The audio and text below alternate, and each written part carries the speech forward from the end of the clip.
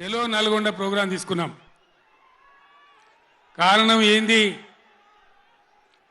ఎందుకు మనం ఈ సభ పెట్టాల్సి వచ్చింది? నా కాలు ఇరిగిపోయినా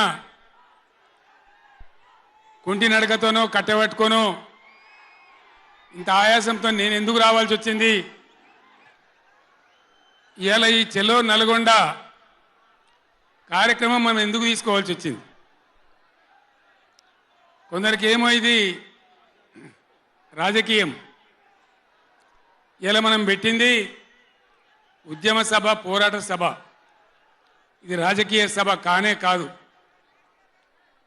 కృష్ణా నదిలో మన జలాలు అనేది, కృష్ణా నీళ్ళ మీద మన హక్కు అనేది మనందరి బతుకులకు జీవన మరణ సమస్య, సావో రేవో తేల్చే సమస్య. ఈ మాట తెలంగాణలో 24 ఏళ్ల నుంచి పక్షిలాగా తిరుక్కుంటూ నేను మొత్తం రాష్ట్రానికి చెప్తా ఉన్నా. ఇటు కృష్ణ కావచ్చు, అటు గోదావరి కావచ్చు, నీళ్లు లేకపోతే మనకు బతుకు లేదు. ఆ ఉన్న నీళ్ళు కూడా సరిగా లేకపోతే బతుకులు వంగిపోయినాయి. ఇదే నల్గొండలో 150,000 మంది మునుగోడు, దేవరకొండ, ఇతర ప్రాంతాల బిడ్డలై ఫ్లోరైడ్తో నడుములు వంగిపోయినాయి. చివరికి ఈ జిల్లాలో ఉద్యమకారులందరూ కలిసి ఆ ఫ్లోరైడ్ ఎఫెక్ట్ అనే బిడ్డలను తీసుకుపోయి ప్రధానమంత్రి టేబుల్ మీద పండబెట్టి, అయ్యా మా బతికిదంటే కూడా ఎవడు పట్టించుకునే వాళ్ళు లేడు. ఆనాడు పార్టీలు లేవా, ఎమ్మెల్యేలు లేరా, మంత్రులు లేరా, ఎవడు పట్టించుకోలే. నల్లగొండలో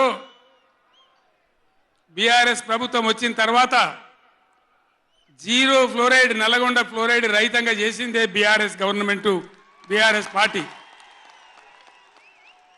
అక్కడ ప్రజలు నడితే చెప్తున్నారు. ఇలా ఇంతకుముందు మాకు కాళ్ళు గుంజుతుండే, పెద్ద ఇబ్బంది అవుతుండే, నడుములు గుంజుతుండే, భగీరథ నీళ్ళు వచ్చిన కాడి నుంచి ఆ బాధలు పోయినాయని చెప్తున్నారు. ఎవరిని అడిగినా కూడా చెప్తున్నారు. ఏనాడు ఏ నాయకుడు పట్టించుకోలే. ఇప్పుడు జరుగుతున్నది ఏంది? ఈ సభ పెట్టింది కొంతమంది సన్నాసులు, తెలివిలేక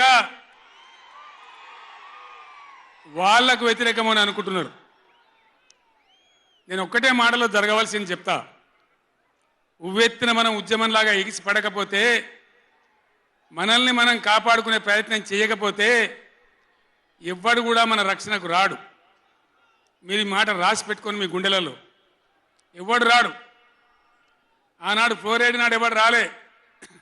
ఓట్లున్నప్పుడు వస్తారు నంగనాచి కబుర్లు చెప్పి, కానీ తర్వాత ఎవడు రాడు.